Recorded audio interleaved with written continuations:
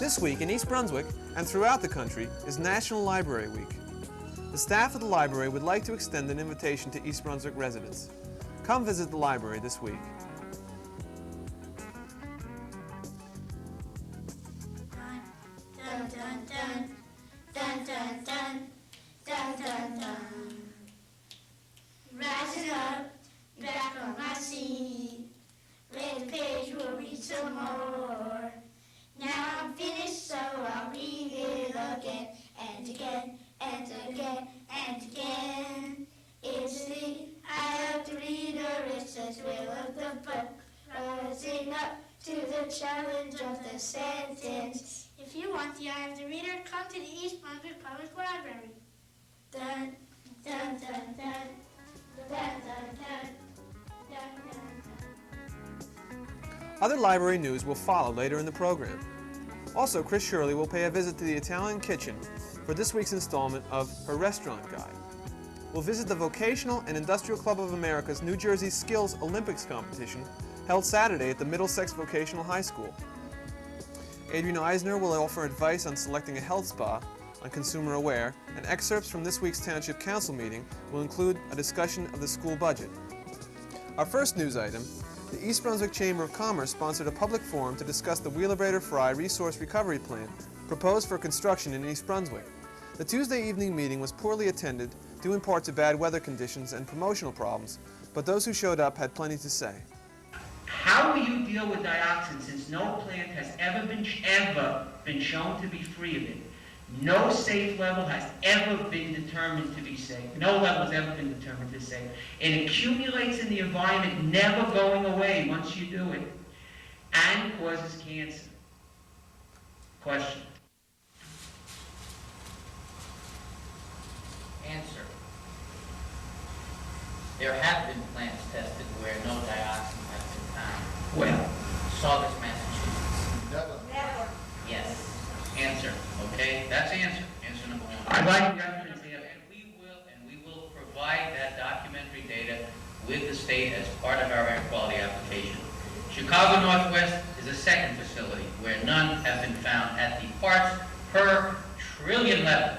Not parts per billion, which you cited, and not parts per million, but parts per trillion. 3 orders of magnitude smaller. How often was it measured? What you cited. Pardon me? How often? Every time it was never found? Yes. How many times? I can't tell you how many times, but I can tell you yours was a categorical statement that it has never not been found. And I challenge that, and I submit to you that you're incorrect in that fact that you have cited, Doctor. One question I got to ask, I started asking last time, why was East Brunswick chosen over less populated areas? You go east on Route 18, you get into very thin populated areas where it would seem more conducive to a garbage burning plant. The second question that I've come up while waiting here is, I agree with everything you've said as far as the plant operating at peak efficiency, but what happens when you have a breakdown? What happens when you can't maintain 2,300 degrees or 1,400 degrees operating temperature? Do you close your plant down, or do you continue to operate? What happens when your scrubbers break down? This is very, very common, scrubbers breaking down. What's going to happen to the atmosphere in East Brunswick? These are problems. What happens when you have a strike? You have union problems, all affecting the performance of your plant. Under ideal conditions, yes, you may be able to produce the kind of environment we're talking about, but not under operating conditions where you have problems. These are very good questions, and they're practical questions, and they lead to the answer to the question, the first question you raised. We are very familiar with operating problems in the real world. We've operated the plant in Saugus for almost 10 years, a freestanding plant, no back door. Garbage is generated every day. We take it 5.5 days a week. We have to process it 7 days a week and keep ahead of it. Reliability is a key factor in these plants. A key factor in the reliability of a refuse energy plant is the redundancy. We have redundant lines built into the plant so that we will be able to process when one unit is taken offline for malfunction or for maintenance. If a some reason both units were taken offline, we still have to service the refuse. It comes every day, every week. Edgeboro landfill is the only landfill in this part of the state that has sufficient capacity to serve as a redundant facility for a resource recovery plant. There is land available in the vicinity of Edgeboro, geologically suitable for a plant of this type. The refuse trucks have been coming here for 20 years. The pattern of haulage has been established. No surprises. We believe the environment is conducive. We will go through every permit required by state and federal law. If we can't meet those permits, then we can't operate. The safeguards are there. It's our burden of proof to meet. But we selected Edgeboro because of those factors. Geologically suitable site, availability of the redundancy that the public needs, because refuse cannot be stored indefinitely off where it's being generated. It'll create a public health problem if it isn't. So we looked at Edgeboro and we feel that it is the best site in the area to locate this facility. And we looked at many others. I'm a professor and the head of the Environmental Division of the Civil and Environmental Engineering Department at the New Jersey Institute of Technology, where I've worked in that capacity for the last 17 years. In addition to that, since the advent of the NEPA Act, I've been involved in the management of environmental assessments for the last dozen years. I'd like to make a couple of statements for the record. Number one, I think that the Solid Waste Management Committee of Middlesex County has totally abrogated their responsibilities vis-a-vis this particular application. It was their charge to investigate sites within the entire Middlesex County area for the siting of landfills and/or resource recovery facilities to handle the solid waste problem. They oversimplified the process by doing the very thing that Mr. Ferranti just pointed out. They saw a natural site here, Edgeboro landfill, and without the benefit of any comprehensive environmental impact analysis, chose this as a site. Secondarily, since Wheelaborator Fry is the only applicant that has shown any interest in building a facility at this particular time, we're now left with this applicant is the only one who is proposing to us with their own experts who they are paying to tell us, A, that Edgeboro is the only place to be, it's the proper place to be, and B, that their facility and their resource recovery facility is the proper one. I submit to you that we have not had the benefit of a true assessment insofar as alternative locations here in Middlesex County, nor have we had a true assessment of alternatives to the proposal that is before us today. I hope that in the near future, when this process goes before DEP, that we will move it back to step one where it rightfully belongs. This past Saturday, the Vocational Industrial Clubs of America held their New Jersey State Skills Olympics competition at Middlesex Vocational High School. Students from VOTEC high schools throughout the state came to compete in the day-long program, which tested their skills in auto repair, carpentry, metalwork, commercial art, hairstyling, and other trades. Saturday's winners will go on to compete in the National Skills Olympics, which will be held in Louisville, Kentucky this July.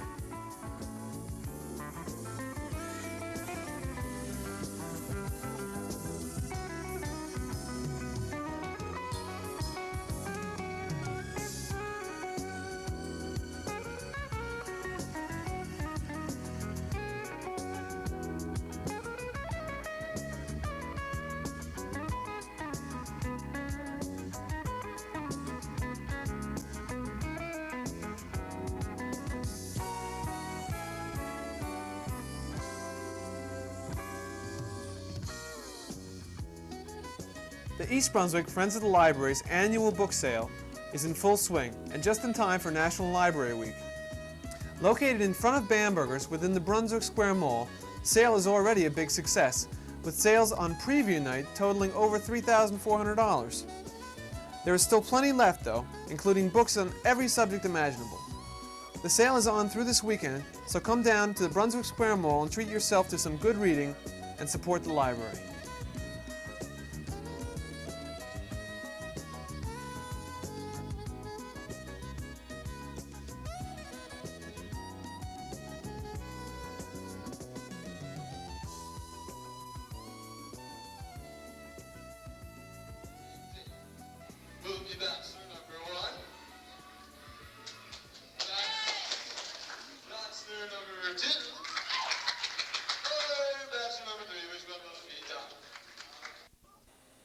It's that time of year again when the East Brunswick High School's class of 1983 presents its senior variety show. Thursday, Friday, and Saturday, April 21st, 22nd, and 23rd at 8 p.m. Comedy, drama, song, and dance. It's all there at the high school auditorium at 8 p.m., April 21st, 22nd, and 23rd. And don't forget to watch This Week in East Brunswick next week for highlights of the show.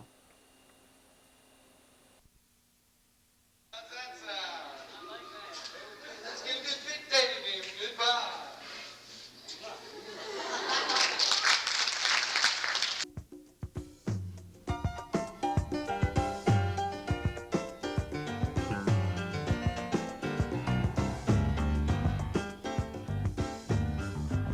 Hi, welcome to Chris Shirley's Restaurant Guide. Here we are today at the Italian Kitchen, which is on Rodgers Lane in East Brunswick. It's at 68 Rodgers Lane in East Brunswick, and we're speaking with the owner, Pete. Now, Pete, can you tell us a little bit about your restaurant? It's a family restaurant.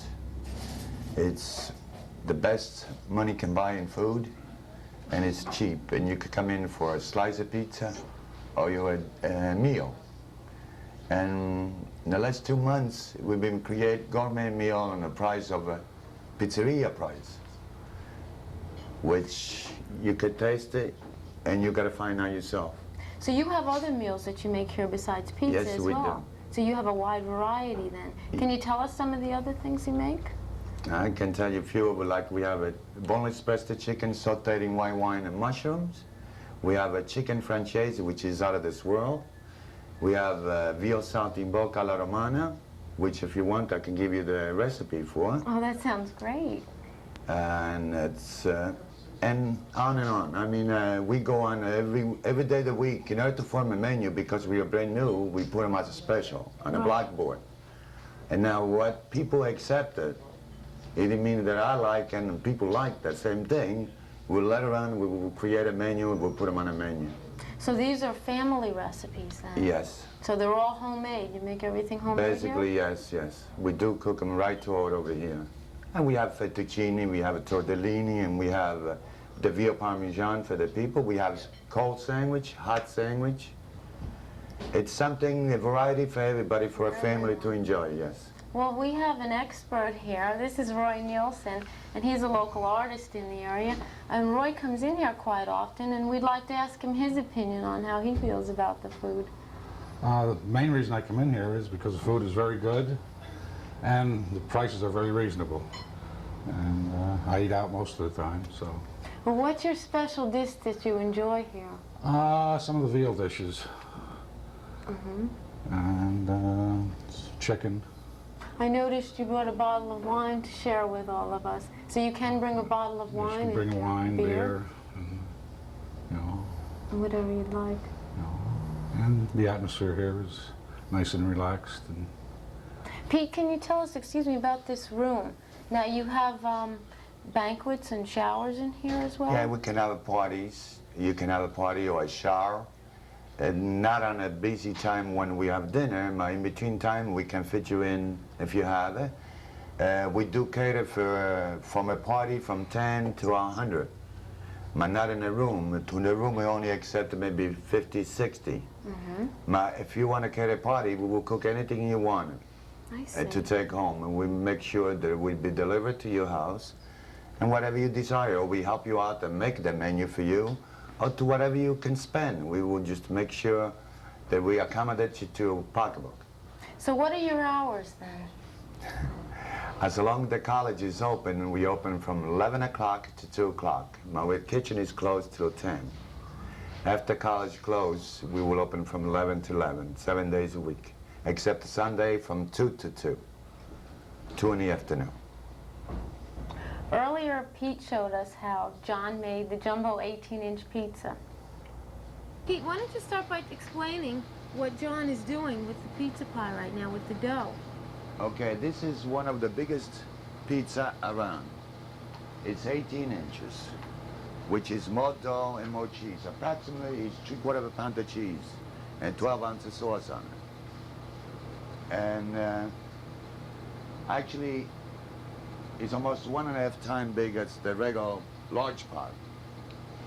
and it's sold on the same price As the same price? as the big one, yes. I see. We So would is like- this a special type of dough that he's using? Yes, it's a recipe for me and my partner here. We made a recipe special, and we want to introduce this type of pizza for people I to see. try it out.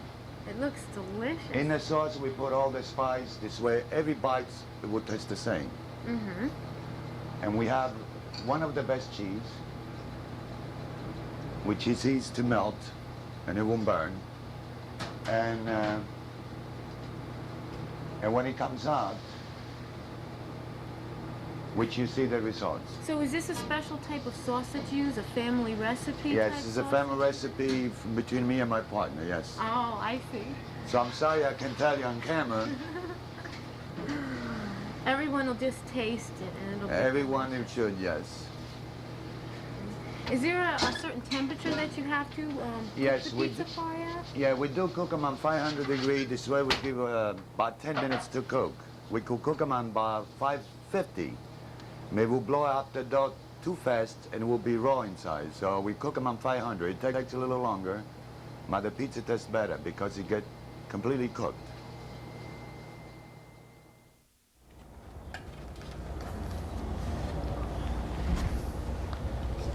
That pizza was so fantastic, there's nothing left of it. I'd like to thank Pete for joining us at the Italian Kitchen. He's located at 68 Rogers Lane in East Brunswick. And if there are any other restaurant owners who would be interested in having their restaurant shown, please write to me, care of Channel 8 at the East Brunswick Library in East Brunswick, New Jersey. And good eating. Hello, I'm Adrienne Eisner of the East Brunswick Consumer Affairs Office. Welcome to Consumer Aware. Many Americans are involved in some type of physical fitness program or some attempt to get into physical shape. Are you looking for a way to get into shape? You might be considering joining a health spa, a place where members work to improve their physical condition through exercise, weight control, and other treatments. You will get the most enjoyment and minimize the possibility of disappointments if you find out about the spa's fees, contractual requirements, and facilities before you actually join. Here are some suggestions for comparison shopping for a health spa. First of all, be sure to inspect the spa. Visit during the hours you would normally be using it. See if it is overcrowded. Notice whether the facilities are well maintained. Inspect for cleanliness and note the condition of the equipment. Here are some questions you should ask. Is there a trial period during which I can sample services but not be obligated to join? What hours will I be able to use the spa? What qualifications or special training do the instructors have? Consider the contracts carefully. Some spas ask you to join right away. You might be offered special time-limited rates as an incentive.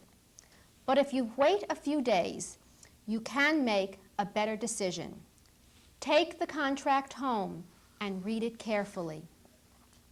Before you sign, see if you can answer these questions. Is everything the salesperson promised you verbally written into the contract?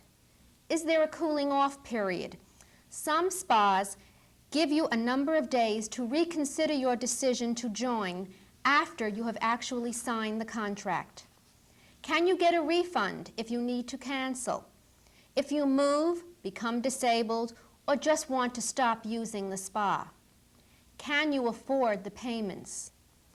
If you have any questions, be sure to call us before you sign a health spa contract. You can reach us at 390-6954. We're in the office Monday through Friday, 9 a.m. until 1 p.m. And thank you for joining me on Consumer Aware.